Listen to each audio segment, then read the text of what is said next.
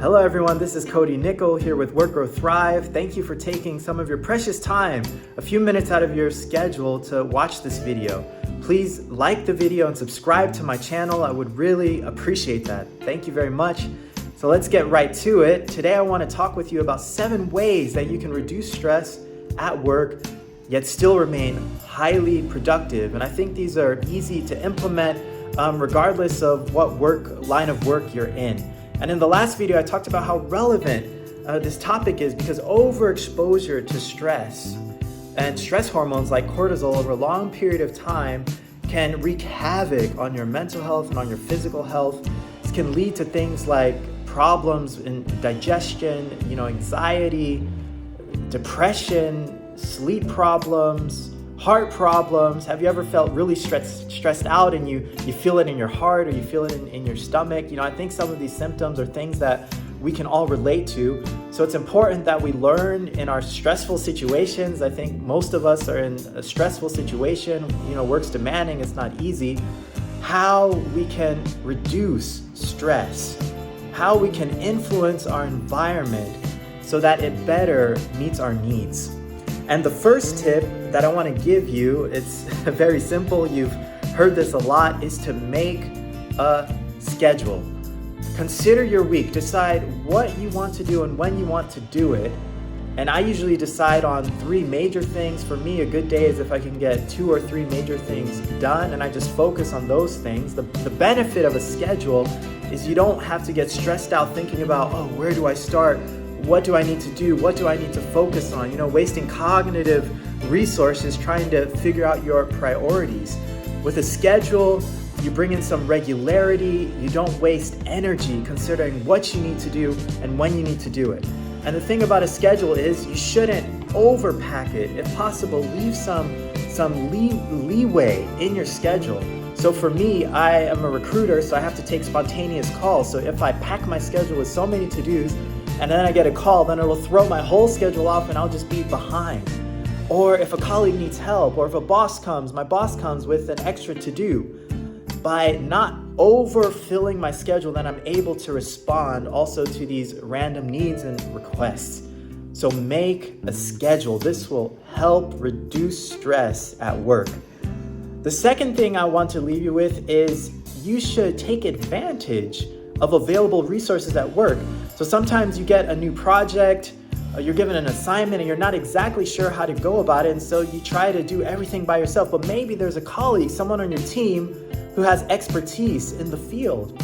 So instead of trying to reinvent the wheel, ask them for some of their time so that you can gain access to information that you need. I'm not saying you don't do your part, but in that sense, it's a lot more effective and efficient if you take advantage of resources that are available at work. Or let's say you have to make a presentation. You have to give a presentation at work. Are there materials that are already available that you could use and just optimize instead of having to I had this experience. I had to give a market presentation, how the pharmacy market is related to employees in Germany, and my boss, she had already given a similar presentation the year before, so I just took that, improved it, and then I was able to save a lot of time and give a good presentation. So really take advantage of the resources that are there. Reach out to people, network, so that you don't have to reinvent the wheel and you can use your time more efficiently. Another point is that you need to learn to say no. I know a lot of us are afraid to say no. There are a lot of people pleasers out there, and it's not wrong to help others, but sometimes it's at our detriment and we get behind in our own tasks because we said yes. But if you learn to say no, really you're improving, you're enhancing your ability to say yes to the things that you're really excited about. Draw a line, show a limit. If someone comes to you, you can say, this time I'm not able to help. Maybe next time you can come to me a little bit earlier, give me a week notice, and then I'll be able to respond better. Set a line, draw a line. Don't say yes to everything. Otherwise, your work will end up being a lot more stressful than it needs to be. Number 4, bundle tasks that are similar. A big mistake that we make, for example, when emails come in, we answer those emails right away, but it would be a lot more effective if you set 1, 2, 3 times during the day where you answer all the emails all at once. Of course, if this is possible. And this way you don't lose energy switching from one task to the next. I mean, just think about how much energy it takes to start something, then you get interrupted, stop it. Then you have to get back in the mode and begin working on it again. So if you bundle tasks that are similar in nature, then you won't lose so much energy switching. Another thing that you can do, for example, is depending on tasks that have a similar time duration, you can bundle those. And you can get maybe 5 or 10 tasks done that all take, for example, less than 5 minutes. Then you check off a lot of things off of your to-do list at once. So bundle tasks.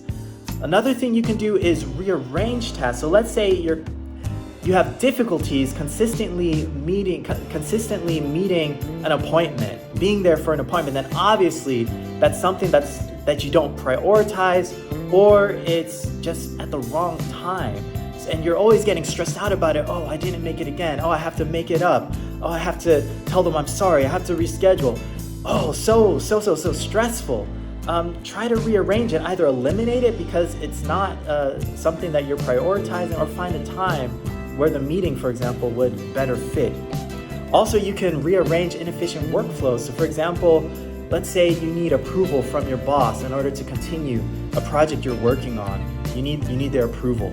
But the thing is, your boss has a ton to do and you always have to wait for them before you can continue on the project. Well, consider asking your boss for more responsibility, that you are the one who can make the decision. And in that way, you won't lose time with the bottleneck. So rearrange inefficient workflows, rearrange tasks so that they don't end up being something very stressful for you, causing you stress. Another thing you can do is adjust your expectations. That's number 6. Adjust your expectations. Sometimes our expectations are so high, and it's good to be ambitious. We want to get out of our comfort zone. We want to grow.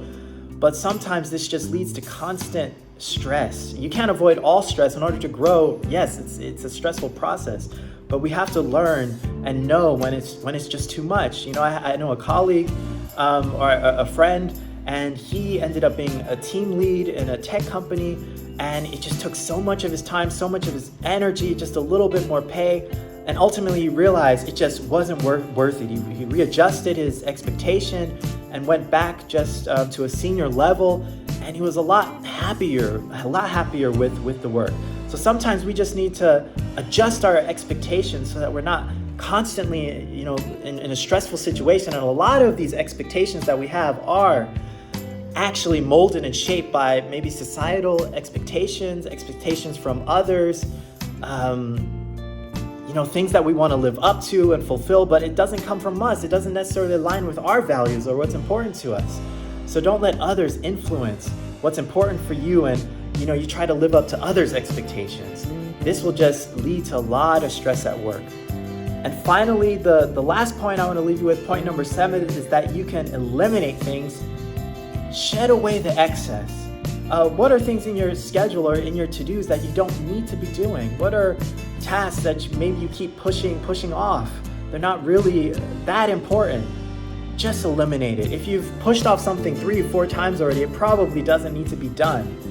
And in that way, by focusing on a core, then you don't lose energy trying to do too many things at once. I mean, we only have 24 hours a day.